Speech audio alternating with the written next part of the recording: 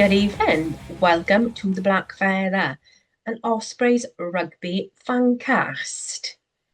All three of us are Hello. back in attendance. Hello, lads. How are Hi, Hello, Sam. we? hello. How Another are week we? done of Osprey's quiet and peaceful Nothing stuff going going on. on. Nothing much is there at all, really. No. It's all quiet on the Western Front, shall we say? God. Um, yeah, it's been a week, hasn't it? hmm It's all hit me now. I'm feeling pretty tired this week, and I think the majority of it is just like mental fatigue from just everything. Everything, life plus rugby plus everything. Yeah, it's just hitting hard at the moment. So Yeah, I'm pretty Yeah, definitely. pretty sleepy. So if I doze off halfway through this, just I don't give know, you a give me a nod. Facebook poke Just can if you they do even those poke on anymore. Facebook anymore? I don't know if you can. Um, God, that's gone back a bit, isn't it? I I have to say, know. Blast rugby's from the making me feel a past. little bit sick at the moment. To be honest, I can't watch rugby. I found myself switching Yeah. over to watch anything else recently: NFL, football, I love darts, NFL. whatever else has been on telly. Uh, Whatever's on, whatever's on. Yeah, literally, I Um, get the ick whenever I see the USC come on at the minute, which is really sad. I've Yeah. I've literally had a busy 2 weeks. What with I've got to apologize to people. What with you and me on the radio, seeing me on TV, and more to come. But it's been very, very busy. Um, with the Osprey supporters committee, with us getting involved in various things to organise rallies and flags and everything else. So big up to my fellow committee members. I think we all have done a sterling job for the last couple of weeks with speaking to the media, organising things, and everything else. So it's, yeah, it's been a week. I can totally understand where Rod is coming from with being tired because it is Tuesday and I am tired. Mm. So I'm kind of looking forward to no, I'm not looking forward to this weekend. We're playing England, but I'm kind of looking forward to having a time out then from URC rugby after I attend the council meeting Yeah, just to sort tomorrow. of back up on what you're saying. This, I'm looking at everything slightly from the outside. It is amazing the support that's going on at the moment. Just everywhere, as you say, at the matches itself, online, press, just everywhere. So looking at it from the outside, it is very very noticeable. It is very much in your face. So yeah, well done to everybody involved with that. Really, and wish I could be Yeah. more involved, but looking at it from the outside, everybody's doing a grand job. Yeah, it's been an emotional couple of weeks. I'm not normally a crier, but there's a couple of points over the last couple of weeks where I've cried. Just purely because people have posted such lovely things or said such lovely things, and it's really caught me in my feels um, with regards to that. But Saturday, um, there was a rally Saturday before the Dragons game, and the rally was fantastic.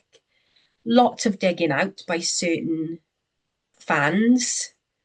We could all name their Twitter handles, couldn't we really, or their X handles about the number of people there.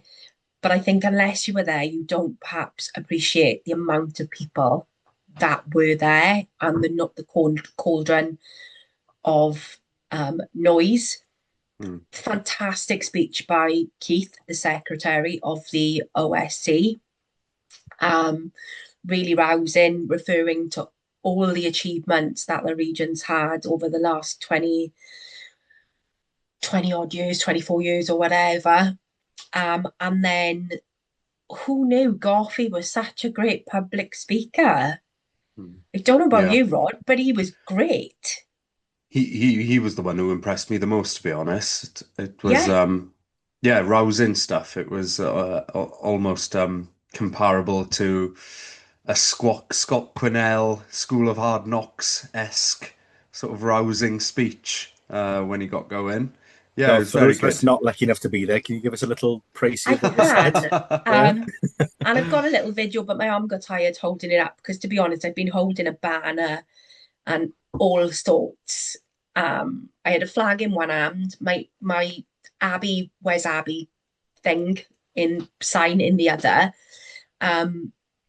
And basically said, this week is the resurgence of fans from all over Wales. The other regions join in as well as they realise how badly the Ospreys have been treated.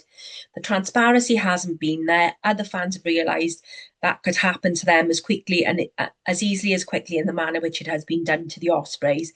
It's been the realisation of what was going on. We've been kept in the dark. That has brought a sense that none of us are safe. And lots of ex-supporters have been posting stuff online. Shane was there. Shane made a lovely speech, reminded us all that our blood is black comes from his last game when he hung his boots up, and that's where it came from. There were other players there. Lloyd Ashley was there. Hockey was there on punditry duty. Obviously, Tia there as coach of the Dragons, and Scott Otton was there. So loads of people dotting around. Lots of WRU, shame on you. Lots of shove the WRU up your arse. But very rallying cry. Now, I'm going to show difference in ages now between me and Rod. Rod, to you, it was a Scott Quinnell on Hard Knocks. Me, it was Phil Bennett speaking to the team before they went out to play England to say those bastards stole our jobs. We're not going to let them steal us. So to me, that's how Goffey came across. Loads of people had banners. You wrote a few, didn't you? You quite mocked a few, gave them out. How many? What was the number? There was about 15 or 16 floating around. All John of them, showed me his hands. They were bleeding afterwards. they were all full. He was like, I think my arm's dropping off. I'm like, you crack on. But in all fairness, you can tell the difference between him being on the autism scale and me being ADHD. He's made a template now to do the mask, so it looks good. I'm doing the writing because my handwriting's tidier. I'm doing the hashtags on the bottom, which is Our Blood Runs Back, Shame on You, WRU, Save Our Region, Hands Off Our Region. Absolutely fried him because I didn't try and put it in the middle. So you had an even spaces at the end. But we did quite a few. We did a lot of Shame on You, WRU. We did a lot of Ruck the WRU. I did one for Aussie, which is Please Don't Take My Region, or Please Don't Take My Home. And we just handed them out to people. But I'm really pleased because they all got in the Wales Online. And as much as I despise the Wales Online, they had a picture of me on there as well. So I woke up Sunday morning to loads of people tagging me into Wales Online because I had my hands up. If you've seen Abby, hashtag Where's Abby poster. So it was really good to see people coming together, showing exactly how much the region means to them, how much they feel. We did have to turn people away because it was only a small area in front of the JPR mural, and we were told that we couldn't block certain places. Loads of cars going past, beeping their horns and stuff. So to all you people who said there were only 50 people there, ruck you, it wasn't.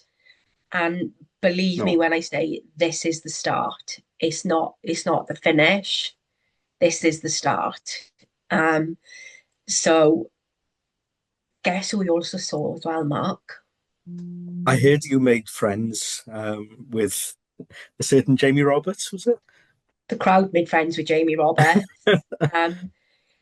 Who at S4C thought it was a good idea to send him to Ospreys on commentary duty? Yeah. I mean, fair play to him, because I wouldn't have the bollocks to do that. Because money, he must have been paying him well. Money. Yeah. What you missed? But no, you mean he didn't look Jamie too happy, Three Jobs did he? Roberts? Never been near a medical ward in his life, allegedly. And George again. They spotted him, or someone said, "Oh my God, it's Jamie Roberts over there." which led into a shame on you, Jamie Roberts, or Jamie Roberts, shame on you. Loads of chants of Judas, loads of chants of come and speak to the crowd, point blank refused, which I do understand. There's a crowd baying for you. You're not going to come out. However, what I didn't understand was every time he walked around the ground after that, he had 4 security guards with him. I was just for you, Sam. I'm like, you've got at least a foot and a half on me, mate. But I was wondering around, and I just saw red. I just thought, why have you got security guards? Because the security guards were like stopping everybody from going near him and kind of like a wall of steel around him. And I just went, shit house, as he walked past me. And he looked at me and I just went, you fucking idiot, you're a shit house. You could have spoken to the crowd. Even if you didn't want to come down into the crowd, there's above the shop, which was here and we were here, there's a balcony. You could have done an Evita and spoken to us from the balcony. You didn't have to mingle with us. So that was kind of what went on before. Again, we did the whole light up your lights in minute 11, which I don't know if you saw on TV, Mark, but looked amazing in the It looked like there were more this week, certainly, than there were last week. There were more people bought into that this week. It was far more clear from TV viewing, certainly, yeah. And all the chanting as well was a lot more organised and a lot more delivered. Far louder, it seemed, and with more gusto than last week, anyway. It helped that this week there was an actual break in play on the 11th minute. There was, which allowed everyone to actually focus on doing that. So that probably aided things, forced a few more people to pull their phones out their pockets instead of just focusing on the play. And there was a lot of what was really beautiful outside as well was people singing Carl on Lan. It was lovely, really, really nice. And that kind of touched me. Sorry, did the Dragons fans join in with the lights as well? Did you notice? Yeah, definitely. Oh, that's good. And the chanting. A lot of them came to the rally beforehand as well, so I've got to give the Dragons fans that's good. props for that. And I think that's one of the things that made me sad on Saturday was the fact that we lose derbies like that, because it's gone from Dunraven Brewery Field now to Electric Brewery Field, and it made me laugh because I've read some articles about Saturday and it's going from Electric Brewery Field, and I'm like, and then I realised it's the new name. But taking us to the rugby, then God, it was a bit of an arm wrestle, wasn't it? Certainly was. Jamie Roberts thought it was a really high quality game. He kept on saying on his analysis before and after halftime and after the game. I was thinking, have you been watching the same match? It didn't come across like that on TV. There's very little quality on show. There was a lot of puff, but very little quality, I gotta say. I'd say that you only see so much at the ground, don't you? But there were probably elements of quality. Yeah. I thought the Dragons' defence for a start was phenomenal for the majority of that game, and we had absolutely no penetration. We just could, up the midfield. Keith's specialty had just sort of head down, running fast and hard, and trying to get a couple of meters across the gain line just wasn't working for him at all. No. So that was certainly a class aspect of the game and a really high quality aspect of the game. But yeah, the rest was probably a bit subpar. No. Have you seen the footage of Ratty's pass? Was that the through the legs? Oh, the through the legs pass, yeah. Yeah. So yeah, that was not over your just a side pretty face, lad, are you? I wasn't 100% sure who it was from the terrace side. I thought it was Ratty, but I haven't watched that back. I've only watched the highlights. Bloody and believe it or not, lovely. that wasn't in there. Oh, but it was beautiful. It was beautiful. Absolutely beautiful.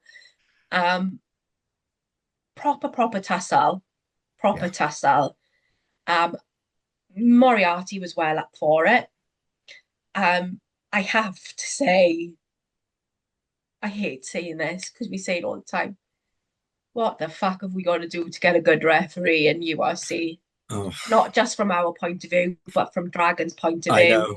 he was equally piss poor on both sides. Yeah. Um, not What? meaning to annoy Dragons fans, but I, for 70 minutes of that match, they lived offside. And literally, I was down in the corner when Keelan scored his last gasp try, and the linesman kept screaming at them, get on side, get on side. Must have warned them about 4 times. They didn't give a shit. They didn't move. They just didn't listen, but nothing happened. Yeah. I think there was a lot of time wasting walking towards line outs, which again, in my opinion, you give a free kick for. So I think, They did you know, get pinged once for that, didn't they? once, but Yeah. once. When you Um, get both sets of fans that unhappy with the ref, either the refs had an excellent game, yeah, or they're absolutely shocking. And in it this was case, they awful. were shocking. I mean, the refereeing of the scrum was just bizarre. I mean, we had so much control of the scrum, and they had no parity at all. And yeah, to be interesting to see the stats, but it felt like we were penalised more than they were. Yeah. Mm. The stats were really interesting. I think you retweet them, Rod, about possession and everything and how it swung in the last sort of like 10 minutes. A lot of anger about those yellow cards and going down to 13.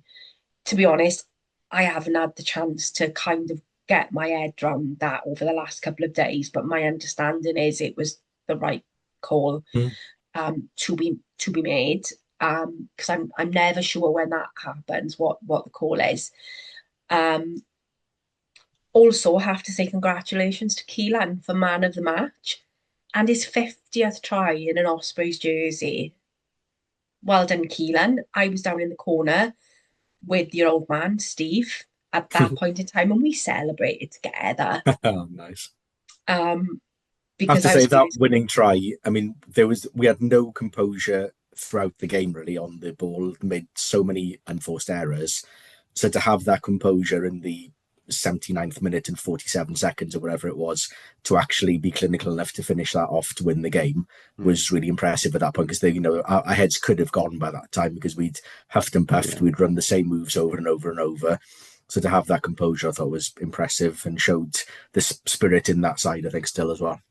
But even yeah, that one wasn't a clean ball, was it? It no, No. stuttered down the line. It got fumbled in Walsh's hands, and then there was a missed pass that almost got plucked out of the air prematurely by a player that it was passing, and hearts in mouth stuff, really. Yeah. But yeah, we got there in the end. And to be fair, it was almost bound to happen when the Dragons lost two props within the first 5-10 minutes.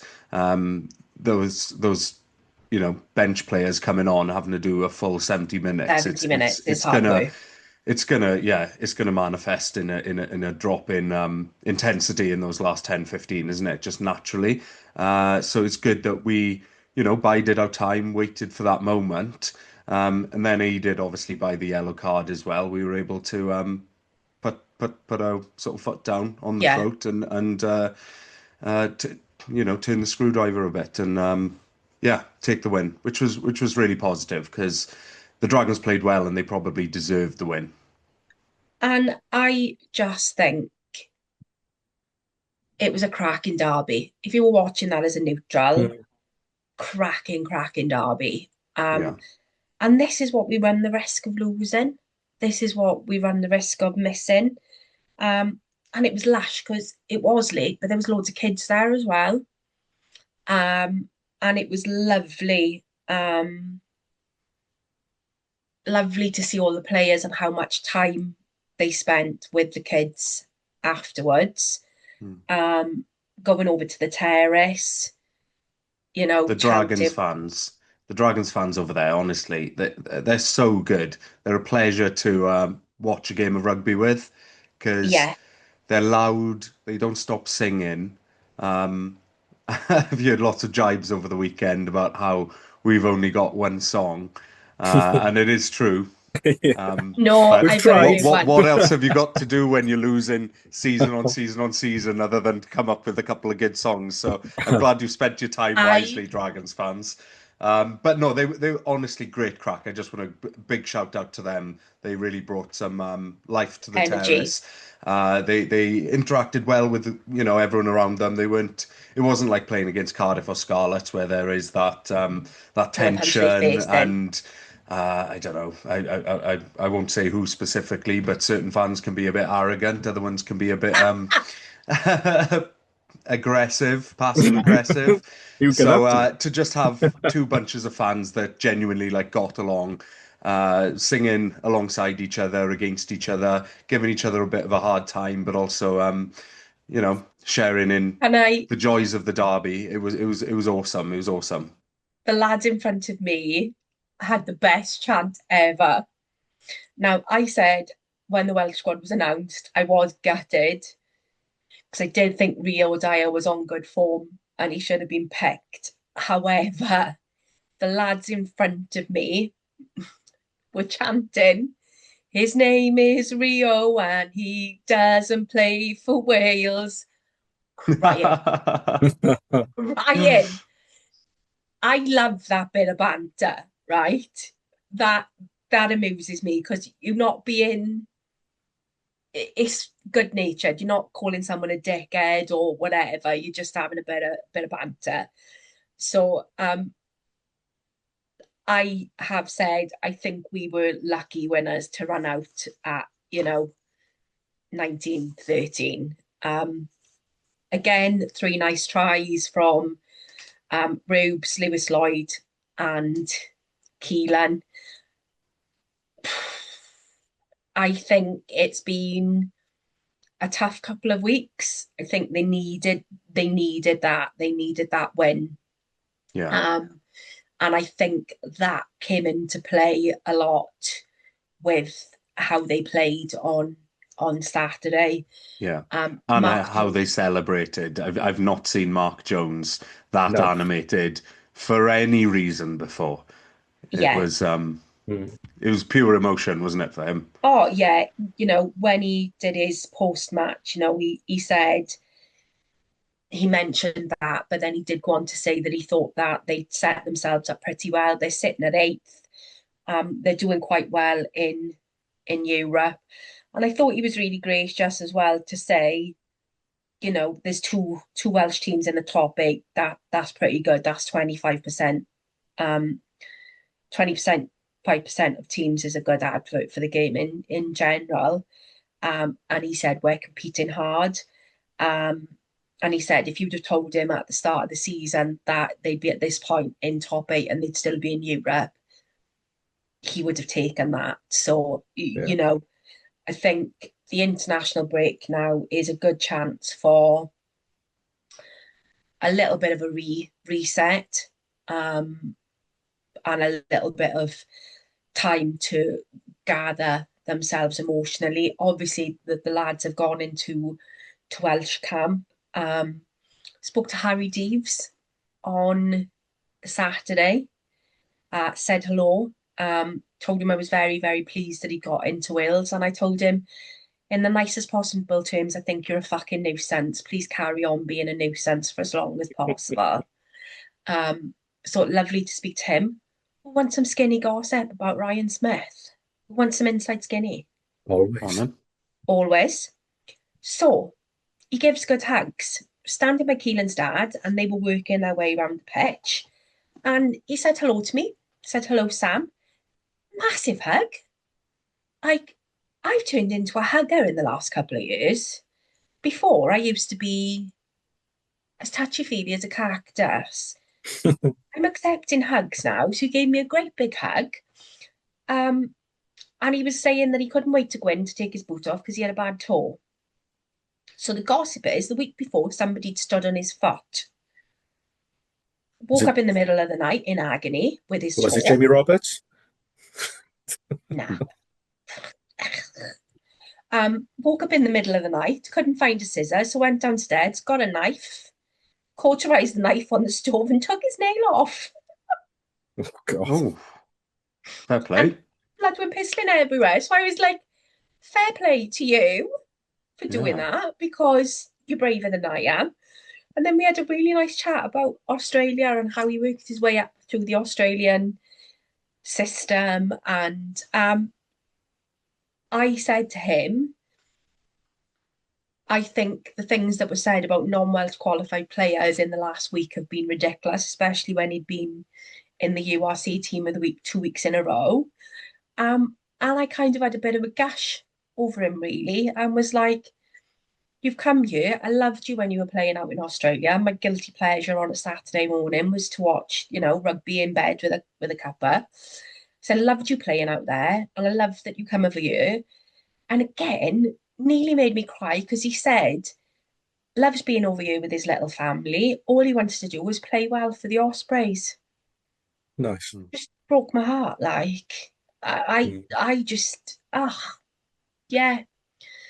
So Talking of second rows, I thought Fender did a lot of ugly, dirty work on Saturday. He seemed to be just in the middle of everything. Maybe a little reminder to the Welsh selectors, maybe that he didn't get picked for the Six Nations squad, possibly. But yeah, he's going to be again, I think, like Adam Beard going out to like Montpellier. Nearly called them wife beaters RFC then. Just did. I do think him going out to Grenoble. I always forget, like, he's 24, 25, so he's not a baby. no. But I do think it would be good for him on a personal level, but on a professional level. And I think, if these kids do that, they're just good, they're getting a good deal. They get to experience the rugby culture out in France. Like Moriarty said, he had a fantastic time out there. He learnt so much. So I think it can only benefit him at the age that he is, and who's not to say that he's not going to come back. Certainly players that go out on a sabbatical to France, they tend to come back tougher, don't they? Tougher, It's hard. stronger, gnarlier, harder, can take a bigger hit and can dish them out as well. So Their league is tough. I think it'll benefit him because he's Yeah. a phenomenal player and his ceiling's really high. But that is probably an element of his game that's been, if anything, to pick on, that's been a bit lacking. Just his physicality for his Aggressiveness. size, you'd expect a bit more. So maybe that'll Yeah. maybe he'll go out there, he'll eat lots of coq au vin and put on a few more kegs and drink a lot of wine and come back just slight 10% tougher. That'll be good. I love a coq au vin. I just love anything winey and chickeny, to be honest. Speaking to again, said hello to his mum and dad, spoke to his brothers.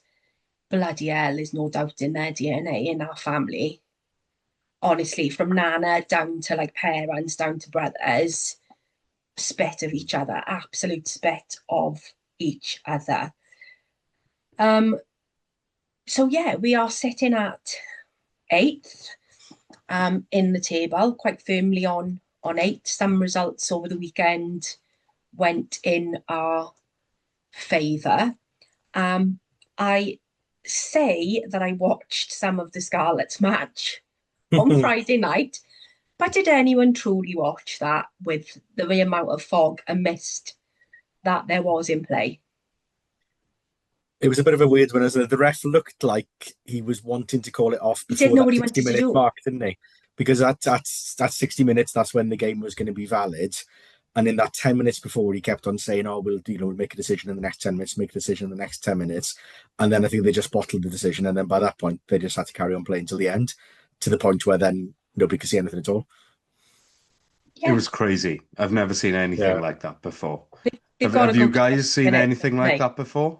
I've never seen it that bad. Not that bad, no. I've seen games where you've had patches of that and it's cleared after sort of 10 minutes max, but I've never seen it like that the whole way along. Down, when it did show the pitch level view, it wasn't as bad as the high shot trying to just wide angle observing the play. But God, when it was in that high up shot, you could not see a thing, could you? You've gone to The No. aerial players game. were disappearing into the corners whenever the ball left anybody's hands or was sent skyward. Just it was a guessing game where it was going to It was reappear. brave to do Yeah. it. To have Yeah. even attempt an aerial game. It Yes. was brave. Yeah. And Um, it certainly made the game more interesting for the second half, didn't it? Because it just got a lot looser from that point onwards. Lots more down balls. I'm surprised the ref was able to make accurate calls about some of those Mm. missed high kicks because, as far as I could see, they could have came off somebody's face. They could have been knocked forward. They could have been missed what you entirely. You had seeing. no idea. No. Yeah.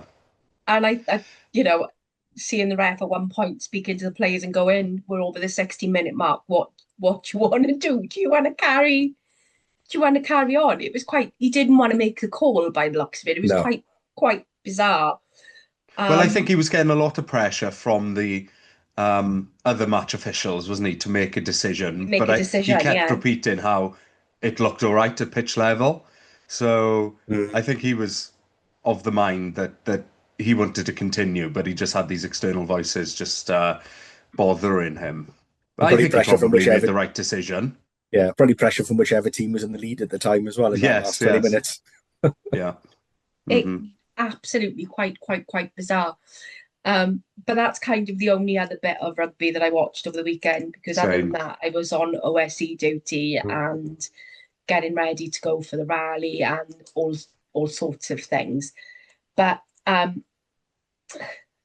with regards to the table where we are at the moment, then as expected, Cardiff have dipped from their heady heights of third earlier on in the season.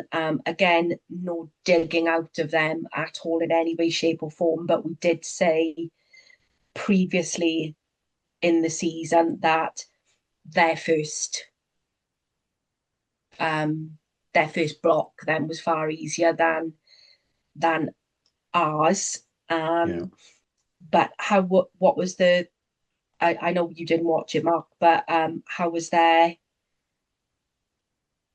game on the weekend results wise? Because I think they're sitting at fifth at the moment, and they're Cardiff, yeah. So Cardiff lost the last game of the weekend, and I'm just loading it up here. Yeah, it's 21-14 to Ulster. From what I gather, it was quite a tight game. I think Cardiff had their chances. From what I've heard, I didn't see it at all. Like you guys really just saw our game and the Fog match on Friday night, and that was it really. But yeah, I mean, if you look at the table, you would say, the top six have pulled clear of everybody else. You got Glasgow, Leinster, Stormers, Ulster, Cardiff, Munster. You would imagine Cardiff are going to sort of drop down towards the Bulls as the season goes on. They've had their easier start to the season. They've got their harder fixtures to come. You'd expect the Bulls maybe sort of close that gap to Ulster, maybe. So you're probably looking at Glasgow, Leinster, Stormers pretty much locked in, I would say, for those top three places, and all looking good. And they've all got that strength of the squad and the depth of the squad as well to be able to compete at international time. European matches they can rotate and still have a decent enough squad out to compete. I think the greater interest is down the bottom really, where you've got from 10 points separating from Bulls down to Scarlets from 7th to 15th. And I think that's probably where the more interesting rugby is going to be, maybe second half of the season. But you would expect Cardiff to kind of carry on slowly slipping down the table. Yeah, and that's not being mean. It's just the way that the fixtures fall. Yeah. It's not just us saying that either. It is other podcasts and other rugby commentators with regards to, what's happened. Glasgow had a cracking game. I did see some of their highlights and some of their tries, and they were cracking. So that was nice to see. Got a break now until the last weekend in February, so we've got a bit of a 3 Saturday break now between now and then. And next up for us is I've lost it. Ulster, isn't it? Yeah, it's Ulster at home. Okay, URC app has kicked me out for some reason. Yeah, Yeah. so it's Ulster at home. Another Um, 8:45 kick-off on a Saturday. yeah, it's not banging, to be honest, but it is what it is, really, innit? These things, I've had to remind people this week that it's not great that it's a 8:45 kickoff, but ultimately Ospreys don't decide that. They don't No. get input into that. That is TV. So yeah, it is Ulster at home for us. In it again, the Electric Brewery Field. Ulster at the minute are fourth in the table, and there's a 9-point difference between us and them. So will be interesting to see how that plays off against fourth v eighth. But yeah, we've got a little bit of a URC break now. Lads get the chance to kind of, if they're not on international duty, chill. But we are very much heading into Six Nations territory. And I've not got my normal excitement, if I'm being honest. No. I just feel very love the lads, want the lads to do well. Lots of talk from pundits this week that they think that we could finish fourth, which fair play to them is, yeah, great. But it'll be interesting to see how it goes. Very strange Thursday kick-off this year. So Yeah. I'll be running home from work in Cardiff on Thursday. Also on ITV, and ITV coverage really bugs me. Haven't got a great commentary team, and they always cut to adverts just before kick-off, which must be annoying for the players, if I'm being honest. Antoine Dupont is back, captain in France, so it'll be lovely to see him back. But I do think it's going to be a cracker of a game on Thursday. Mm-hmm. Yeah. If anyone's going to do a Thursday night game right, it probably is the French. Under the lights, dark skies. It'll be good. It won't feel like a Thursday. They've got that bit of hoy-ho about them, haven't they? So in terms of excitement levels, I was thinking back to when we were podcasting just before the autumn. We were putting squads together, debating who our 15s were going to be, and we spent pretty much a whole episode, debating who was going to start, who'd be on the bench or whatever. I had to force myself to choose a 15 this afternoon, and I actually had to look at the squad list to see who'd been picked because I'd paid so little attention to the actual selection a few weeks ago that I had to check who was in. Rod and Okay, I well, said you can guide us through then, Mark, because sounds like me and Sam have not done the same. Well, we have, but we decided last week that we couldn't see where this team was going. So I'd like to say congratulations to Reese being called up into the squad. So congratulations, lad. Well done. But me and Rod are struggling to see how this team is going to gel together. Now, lots of comments about Tandy and how he's a fantastic man person. And the squad is the happiest and most settled it's been since Gatland left. And that he's very much a people person and about empowering the players and everything else.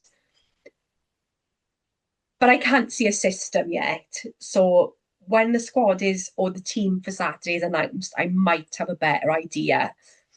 But as it stands at the minute, I don't know.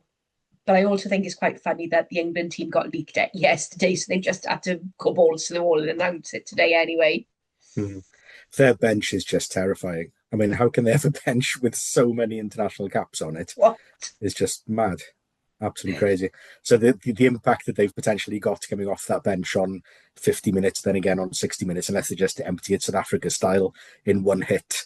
But, looking at who's likely to be on our bench, and it's a complete crapshoot as to who that's going to be, you can't compare in terms of caps, in terms of experience, in terms of so many things. Well, yeah, it'll probably be like Plumtree coming on against Tom Curry and Pollock. Yeah, Freddie Thomas coming on against Itoji. Yeah, Do you know yeah. what though, right? And they've gone Pollock for a gets so 6-2 much split, depth. haven't they? Yeah, Yeah, yeah. Yeah, yeah. Mhm. So again, looking at that team, so should we do a U Rod and go from 1 to 15, or should we do Mark's old fashioned way? Mark can do it whatever way he wants to because I'm he's gonna have to leading on boycott it. if you do 1 to 15. Sorry. All right then. Well, I love a boycott. We don't love a boycott. Yeah. No, I've got to go old school. I think the one thing that I don't want to see from the autumn is Blair Murray at 15, especially against such a massive backline that England are going to put out. I suspect he will be, but he was absolutely mullered under the high ball the entire autumn, and I still think he will play. Personally, I'd rather see maybe Zammit move to 15 with a little bit more size, a little bit more bulk, maybe. But then that probably takes Murray out of the back three completely. So I've kind of gone Zammit, Adams, and Rodgers. I think you have to play Rodgers after the hat trick against New Zealand. So. Adams for his experience, maybe, but it seems a bit harsh on Murray to not play him. But it's what I it just is. think, I think that back three selection is correct and probably what we'll see. On the Blair Murray point, I think he did get exposed, and teams will know how to continue to do that to him now. So I think putting him on for 60 minutes probably isn't the best option at this stage. But bringing him on for 15, 20 at the end could be a good tactical move once there's tired legs out there, because he can attack open space. But yeah, I'm in agreement with you. I think those are the correct back three selections. It's just what positions they play in is the point of debate, really, isn't it? Is whether Rodgers or Zammit is at 15. I think probably Rodgers is more of a natural maybe 15. And certainly probably played there more successfully in his career so far. But Zammit, the attack potential of having the ball in his hands that much, if he can catch the ball, is a really attractive prospect as well. So yeah, it's a difficult one, really. I think I'm with you, Mark, that I'd like to see Zammit at 15 just to give him the space to run and attack wherever he wants, and get the ball into him more than we seem capable of getting the ball into the hands of our wings at the moment. Yeah. So yeah. I think so, And the good news is coming out of camp is that everybody is fit and available for selection. Nobody's taken any knocks in training, so there's no kind of worries about people ruling themselves. I think it's just Azarati, isn't it? Azarati's out, isn't he? I think he's the only injury we've got, I think. So yeah, I have decided to bring Owen Watkin back into the team at 13. Yeah. Okay. Yeah. With you there. I think Llewellyn didn't do enough in the autumn to make that place his own. I think Watkins got the experience plus the defensive nous that we'll need against England on Saturday as well. Going to need a steady pair of hands. Yeah, so I think, and he's looked good, to be fair, since he's been back from injury. He's looked sharp. The dancing feet are back. So I think he's got a solid shout to start. I think. I'd go as far as saying oxygen chambers. Yeah. They're benefiting him. I'd go as far as saying we've missed him when he's not there. We've actively missed him in terms of that defensive leadership, but that individual defense in the centre field as well. Just chopping down those runners. Straight into the team for me. He's probably even one of the first teams on my team sheet. First names on my team sheet. Sorry. Yeah, I think so. I think Hawkins did enough for 12. I think Ben Thomas has had his chance there. I think Hawkins looked decent. He sort of looked more threatening, I think, than Ben Thomas did when he was at 12. So I would go Hawkins at 12 to start at least. I think he probably would have to have Thomas on the bench because he can cover so many positions. But I would say Hawkins to start at 12. But it's that second ball carrier or battering ram question, isn't it? Do you go like an Eddie James at 12 and go for a bit of a battering ram, or would you go for a second ball player at 12? And so Yeah. far, it seems to have gone from that second ball player, which would lead to it being Thomas or Hawkins. But you Well, never know. Eddie James is humongous, but he is a bit of a ball player as well. He's got some nice hands on him, and Oh, he yeah. can Yeah. distribute in a way that maybe others can't. Um, it's hard to see a Matt Sherratt attack not going for Ben Thomas. I know. Yeah. I don't know what we're picking here, whether we're picking our squad or the squad that we predict Tandy picking. But Let's I find it go with hard. ours because we're boycotting the WRU. We'll Okay. just go completely against what they're going to choose. We'll just say this is the Black Feather team. Yeah. Well, I'm with you then on ousting Ben Thomas because that's probably what It's I not would for do. me. I'm undecided on who I'd replace him with at inside centre, so I'll defer to your choice there, Mark. Of who did you go for? Hawkins, didn't you? Yeah. Hawkins, yeah. Yeah. Yeah. Rogers already said on the other wing. I was absolutely aghast to see. Well, I wasn't to see Steph Thomas suggest that Costello should be starting ahead of Dan at 10 Yeah. because he's had a couple of good games for the Scarlets since coming back from injury. It's just unbelievable. I mean, Dan has not put a foot wrong in that 10 shirt for Wales really so far. And to think that he could be dropped for the first game of the Six Nations is just laughable. And I could Oh, not you believe mean it. a one-eyed Turk making such a Exactly. suggestion? Exactly. I was sort of mortified, but also not at all surprised by that, suggestion either. But He it has doesn't to get be it Edwards. on. He doesn't get it automatically on past record or on current form. If he wants it, he needs to take it in a Welsh jersey by coming on and proving himself in the last 10, 15 minutes of a game. In which case, you can't argue with that. If he's playing in better form and he's looking like a better option, then Great. sub him in. But you can't do it preemptively before even the first fixture is played. No, you've got to earn that, haven't you? And so far, Yeah. Dan Edwards hasn't done anything that justifies taking it off him without good cause. So yeah, And it is it's And I on on think Costello Costello, to win it. It's on Dan to lose it. yeah, and Costello hasn't exactly had a stellar run of games for Wales either. He's at any No, point in his career either. no. So he hasn't got that money in the bank to bring him straight back in anyway. Yes, I think yes. Dan's And he's got the fresh back from temperament. injury as well, which Yeah, could yeah. hamper him. I think Dan's got the temperament for me to be able to shake stuff off. Yeah, definitely. And I think you're going to need that in the Six Nations Yeah. because there are going to be things that, undoubtedly go wrong, not just for him, but for the team as a whole. And you need someone calm and collected in that 10 general spot to be able to say, it's okay. Yeah. Dr. Peppers, we're trying it. What's the worst that's going to happen? And also respond positively to the additional competition internally Yeah. that he's going to be receiving. If anything, I wish Costello Godspeed, go on, start playing phenomenally We need and make depth. it a bit of a competition and drive standards up. We Because need the depth. yeah, we need the depth, but we need that internal competitiveness as well, just so that both players can continuously improve. Because neither of them are the finished article.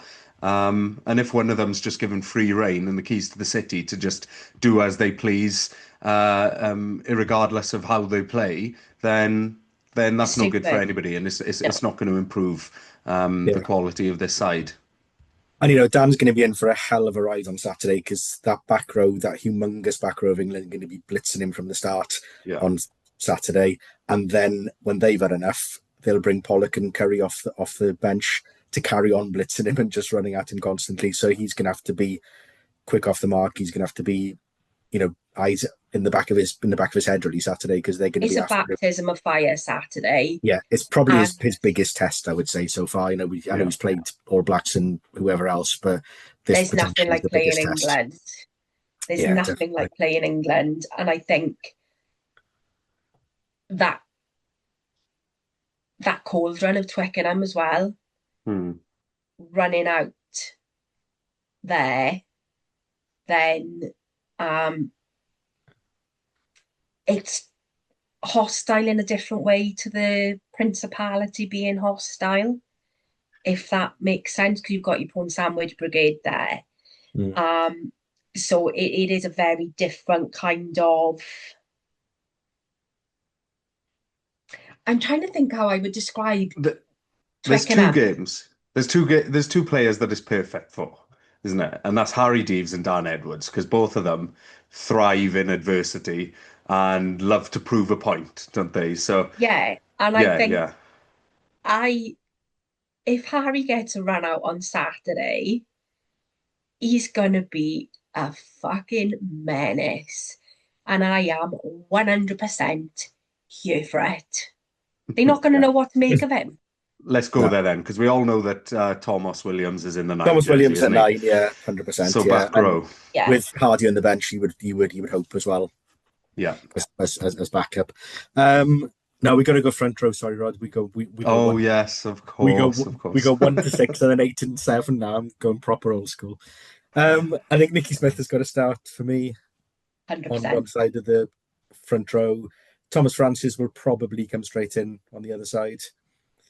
I expect. Really pleased for him. Yeah, and then Debbie obviously at hooker. Yeah. No objections. Jenkins and Beard carrying on. I think Dav Jenkins needs a big campaign. We said this at the end of the autumn as well. He needed a big Yeah, performance, and he gave one at the end of the autumn.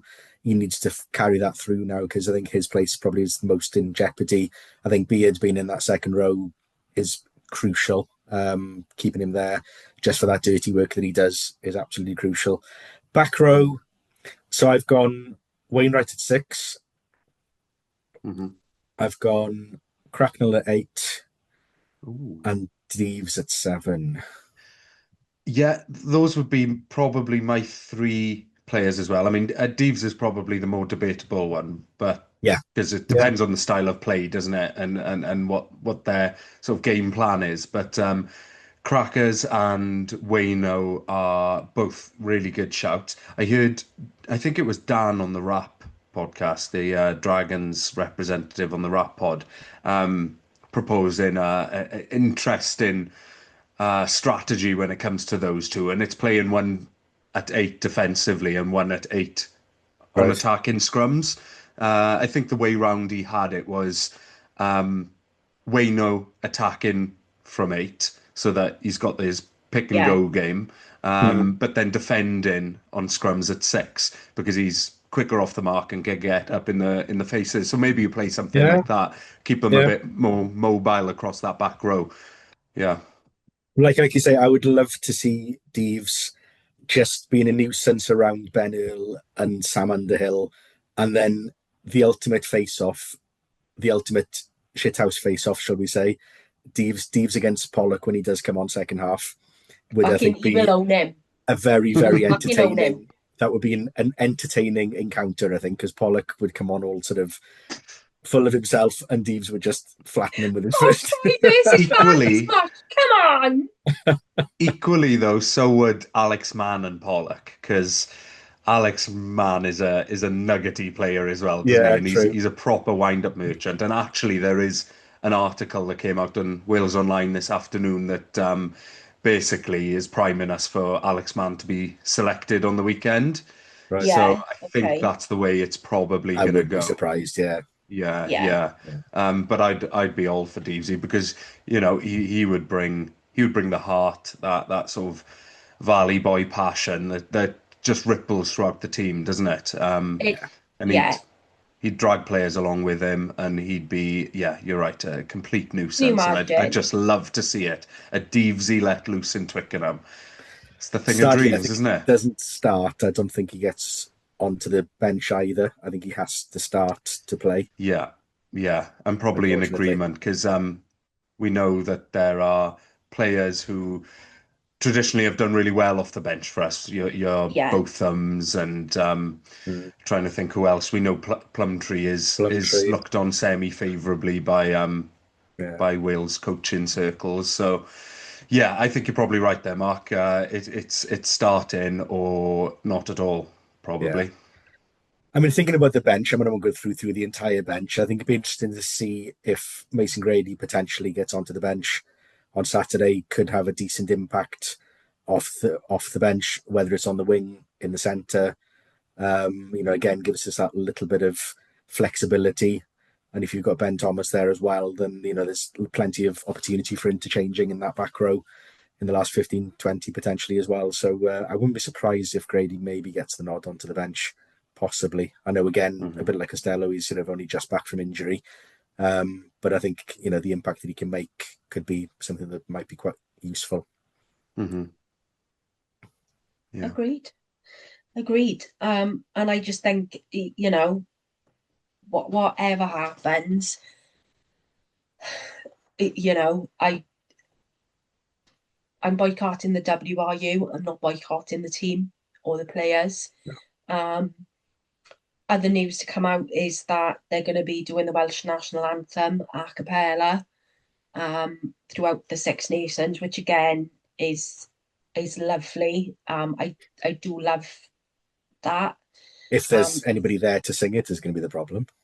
Well, there's also a movement to say, as fans are being silenced by the WRU, then we shouldn't sing the anthem. But I can't see people not wanting to do that.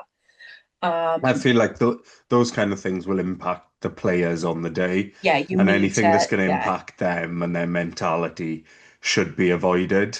Anything that any kind of protest that you can do though that will just sting the WRU and wear black, not the players, then go for it. Wear your region's kit. Wear your regional kit, yeah. Wear your regional kit. That's what I'm taking out to Dublin with me.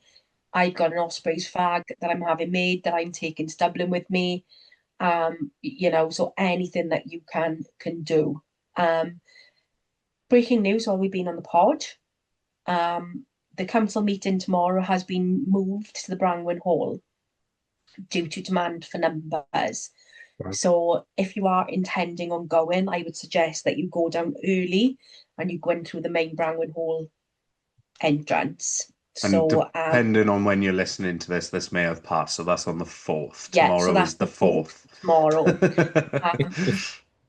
Other big things happening tomorrow is the intention for the council to release the minutes for the meeting that took place between Y11 and WRU. So that will be interesting at 4 p.m. tomorrow. As well, we've got a petition that's been put out by us, CF10 Trust and Dragons Supporters Committee. Is it Croes? Is that how you say it? Crease. Yeah, you crease me up, you lot down there. Didn't wish to take part, or declined to take part, shall we say. Read from that what you will. What has been completely heartfelt, apart from the usual suspects who Tumble Scarlet, you're back in the bad books, mate. Mr. Snow, loads of Scarlet's fans have come out and said, Chris, why have you not joined in with us?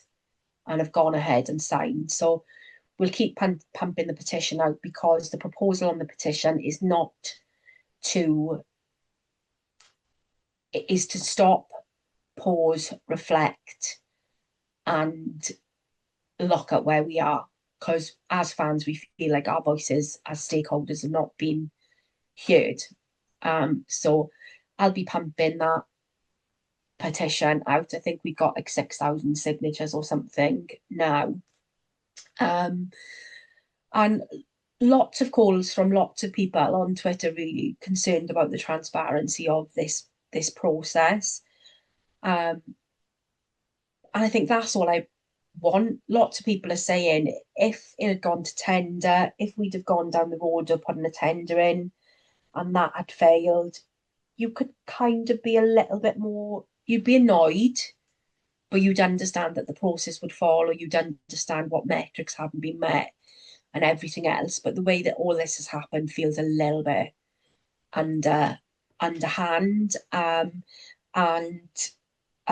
Really interesting Twitter thread, which I haven't reposted yet because I read it just before we started recording, was from someone called Nix Johnston.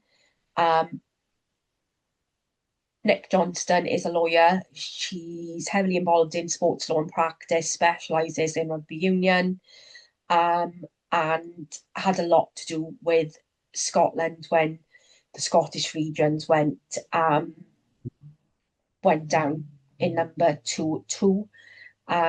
She's come out and said she thinks she's been thinking a lot about the convenience of the Y11 bid for Cardiff and the decision for the WRU to enter into a period of exclusivity.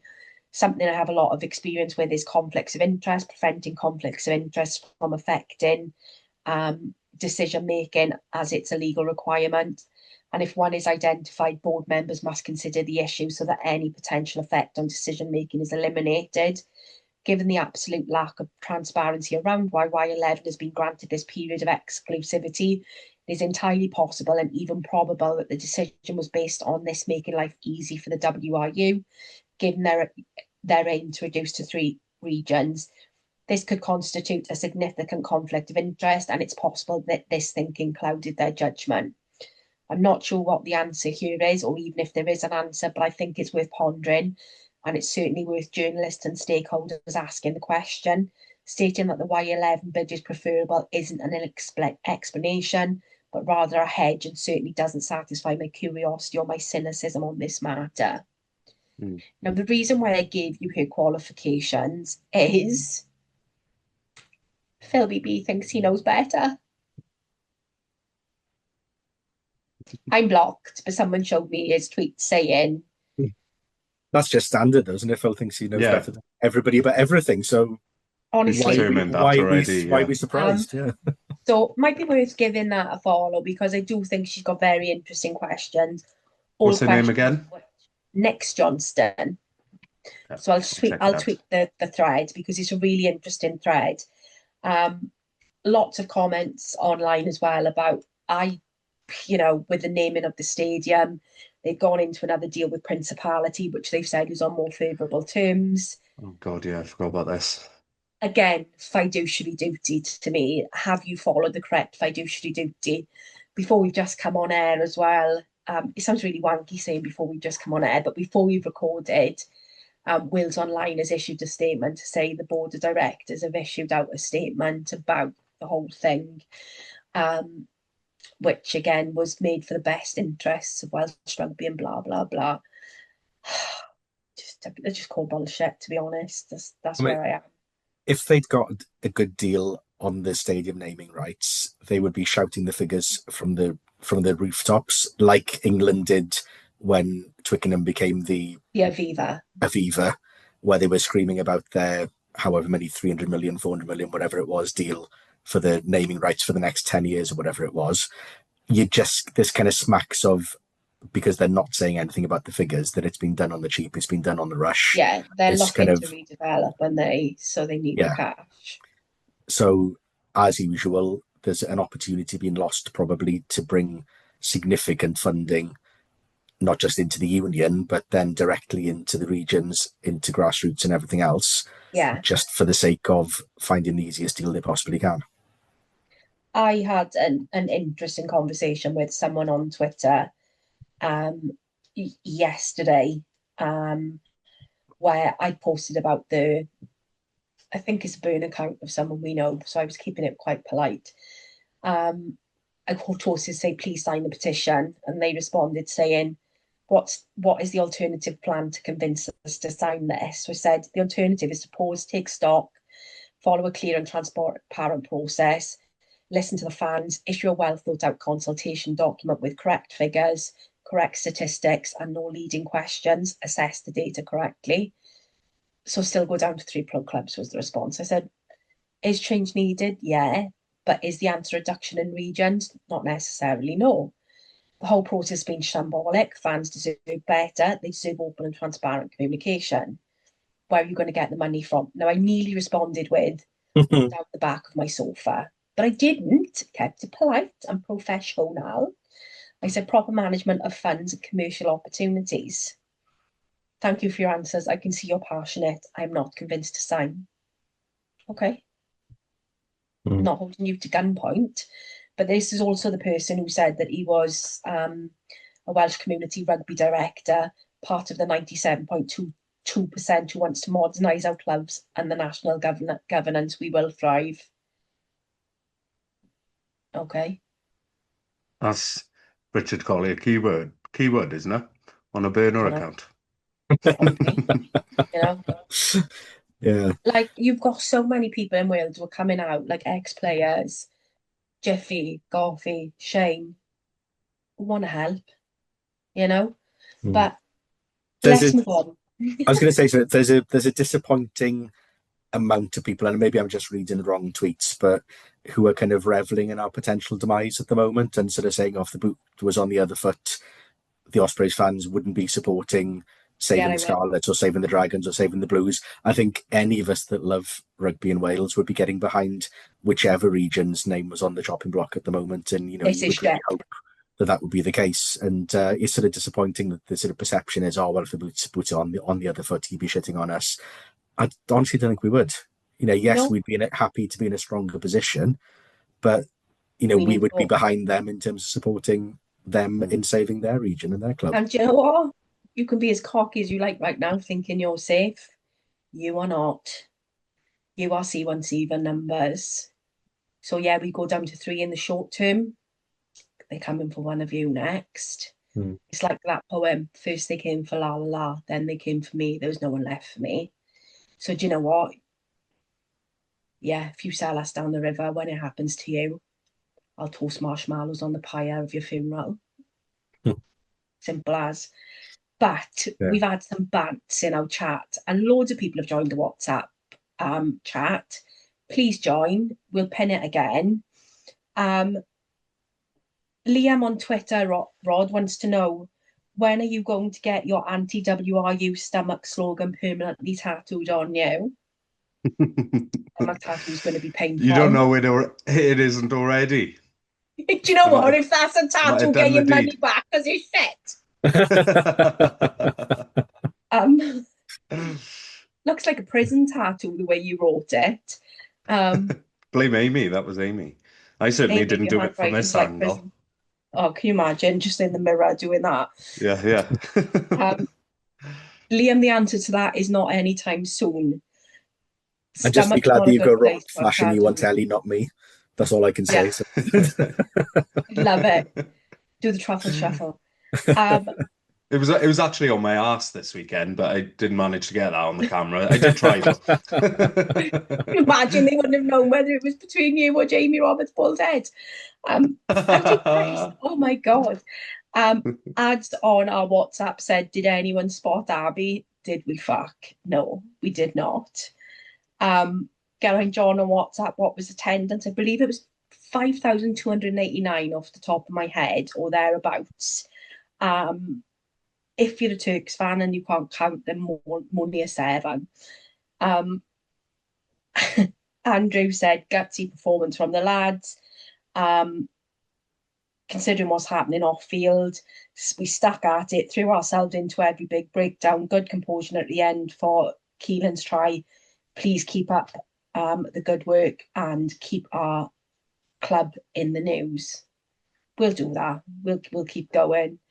And then lots of talk around, Cardiff Spade, multiple club occupancy. So we'll see how this plays out over the next couple of weeks, really, because I think we're in this for the long haul, and I think it's something that we have to keep momentum up on, really. But that's kind of it for the rugby talk this week. Now, the glimmer last week was that I had Potmart opening in Cardiff. So this week, I have done a bit of driving over the weekend, and I will sometimes put like a playlist or whatever on in the car. What is your go-to car karaoke song? Ooh, ooh. Great question. I mean, I've got a karaoke playlist with probably 50, 60 songs in it. So choose one of those. But go to at the moment. Um, oh Christ, this is hard, Sam. Because there's difference between karaoke in the car that's good to drive to and like karaoke elsewhere. In terms of what I enjoy to sing, um, anything Jack Black, because I can do his, his like really sort of nasally old Yeah, school glam rock style singing style with a bit of like crackle. I think I can do that pretty well. And I think it was for one of the Kung Fu Panda films. He did a yeah. cover of Britney Spears. Oh, name some Britney Spears songs. Hit Me Baby One More One Time. more time. He did a cover of that for the like credits at the end of one of the Fu Panda films, and it's better than the original. And it's a really nice song to sing along to. So I'll go for No. that. That's been Okay. on my repeat playlist recently in the car. Lush. Yeah. I all I got going in my head now is because the legend of the rent is way past due from School of Rock. I Yeah, love yeah. School of Rock. And Tenacious D. Yeah, I John can John sing like saw the whole Tenacious Tenacious D D. album. He loved it. So yeah. Mark, what's your car karaoke song? But before I say that, I'm going to give you an insight into the psyche of my mind first of all, because I found myself Okay. driving last night. I get earworms. I get songs going on in my head, Yeah, yeah, completely yeah. random stuff. Often it's the theme tune from Bullseye. Why I don't know, but that is Remind us. often. Can you? That's Yeah. Okay, often in my okay. head. I found myself I found myself bizarrely driving without the radio on for about 40 minutes last week, singing Give Me All in My Lamp in my head for the whole journey. Oh my God. Give me Now, oil in the lamp, keep what it the fuck I'm burning. doing there, I've got no idea, but that's the kind of crap that goes on in my head Primary school constantly. bangers. Yeah, yeah, that was completely bizarre. Anyway, karaoke probably yeah, Queen's Greatest Hits gets played a lot in the car because Mm, it's nice sing along music. Lots of big anthems to sing along to on there as well. Something like Radio Gaga or Bo Rap or whatever. Yeah, Yeah, that you just know all the words to naturally because you've just listened to those mm. songs so many times, since teenage years or since I was a child or whatever, that you just know the songs backwards and you just can sing them without having to concentrate too much. So Yeah. yeah, I love something like that. that. Love that. Um, I have What about found you, Sam? normally I love Fleetwood Mac, The Chain. That is banging to have on in the car. But I found myself recently at my brother's wedding, Jam will play Teenage Dirtbag by Wheatus. And I forgot that I like knew all the words. Hmm. And I've kind of fallen back in love with that over the last couple of like 6 weeks or whatever. So I find myself getting up in the morning now, or like plugging the phone into the car. I'm just singing, I've got 2 tickets to Iron Maiden, baby. I can't stop. So that's what's been in my head this week. Nice. It's a good song choice. It's a It very good is, yeah. song choice. And do sing along for the part where it gets really high as well, where he sings in the girl's Yeah, voice. Yeah, good. yeah. I don't think I can Yeah. go that Um, high. I'm in a deep heavy metal phase at the moment. are you? Um, so a lot of the singing is pretty indistinguishable. Sounds silly rage. And then leading from there, it's got Stacey's mom has got it going on. Again, why it's linked into that, I don't know, but they're on this kind of if I put like Wheatus on and I don't like put a playlist or whatever on, like Spotify will just randomly put Yeah. stuff on, and Stacey's mom always comes on after Wheatus. Mm. So Mm. I've started singing that to myself as well. Hmm. So because I drive back and forth Cardiff once a week now, so I've got more, karaoke than ever. I must admit, for me, driving time is podcast time. I don't tend to listen to a lot of music driving. For Yeah, me, I listen to definitely. music in the shower a lot. That's where Rod tests his organs out. Yeah, yeah, yeah. You got a larger I'll audience in I'll the shower. belt in songs in the shower. I'm sure my neighbours will be able to hear me. Right, I don't care when I'm in the shower. Uh, That's Rod I time. podcast. I podcast during the day because I Yeah. can't work, even though what I do is quite technical sometimes. I got to have noise. Even when I'm Mhm. falling asleep, I need noise. So I will podcast like or audiobook during the day. But anyway, we'll just have to get a pod playlist together on Spotify, won't we? Mhm. Give me all my lamp track number one. You know what though, right? It literally, yeah, there's actually a guy who tours I know, and yeah. does primary school bangers. Yeah. So, I'm trying to think what else we sang in assembly. Like, you know this better than. The first, apparently, they did a poll of favourite assembly songs, and Shine Jesus Shine came out number one, apparently. Do I know that? The Shine Jesus Shine. No, that would have been when I was in school. Yeah, it's a fairly recent one. It's fairly modern. But that was the number one Vaguely assembly familiar song, to me. apparently. Yeah. Oh no, he's got the whole world Yeah, that in was there. his hands. He's got the whole world. Yeah, Any, yeah. anything with actions is good. What was the other one? This little light of mine, I'm gonna let it Yeah. shine. Yeah. Love that. I'm trying to think. I hated All Things Bright and Beautiful.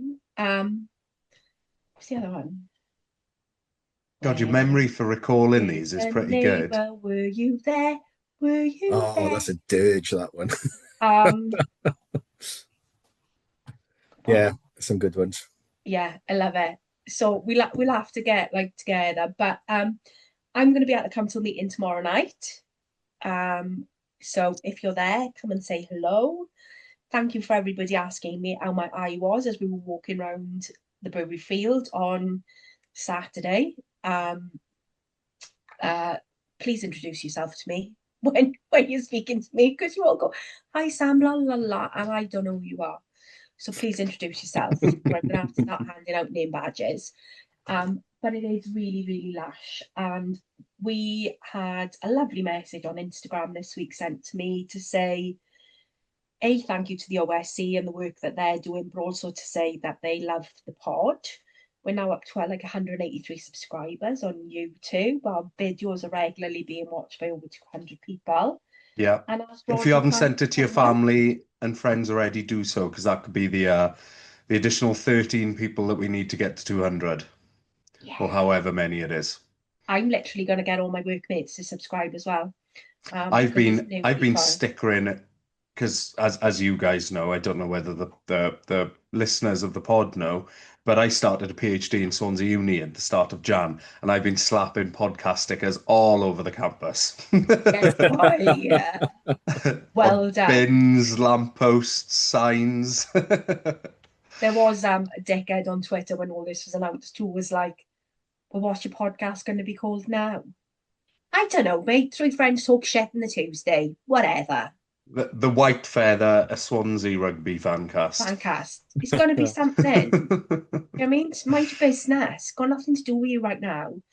But like, comment, share, subscribe. Rod, you get to see who the 200 subscriber is on YouTube. I should be able to, yeah, see that, Okay. work it out. Okay. Well, if you Yeah. haven't already subscribed and you want to subscribe, if you are the 200 subscriber, we'll invite you on. Oh, Unless there we you're go. not there. Yeah, So we Phil haven't had a Beebe's not guest in a listening while. You'll be vetoed. You will be vetted. I got asked to post stuff the other day on LinkedIn because my place is looking for a manager. And I replied to my manager and went, only if I can get to veto the dickheads that apply. I'm a problem child. I wouldn't want to marry. I literally would not want to manage me in a million years. Like I'm problematic. But goes to another fun week in Welsh rugby, guys. You know? Hmm. Um Good luck We're to the either boys going to on come Sunday. back. Yeah, Saturday, we're sorry. all gonna be traumatized on the next podcast, aren't we? After we get yet another record defeat against No, England. no. I have been in Twitter I'm just when we lowering won. all our expectations so that it's Exactly. it's We only go up with from low here. expectations, and it can only be Yeah, better yeah. from there. It can- Honestly, I I've got believe zero in hopes. miracles, I've got baby. my hope is through the floor, Okay, Yeah. and it can only go up from there. whatever happens. So we can't end on our Mlaen y Gwelch tonight. So what are we going to end on? Down with the WRU. Shame on you, WRU. Yes. Shame on you, WRU. No. So what would it? Ymlaen Ymlaen Cymru. Cymru. Yeah. Okay, so after 3, 1, 2, 3. Ymlaen Ymlaen Cymru. Cymru. Cymru.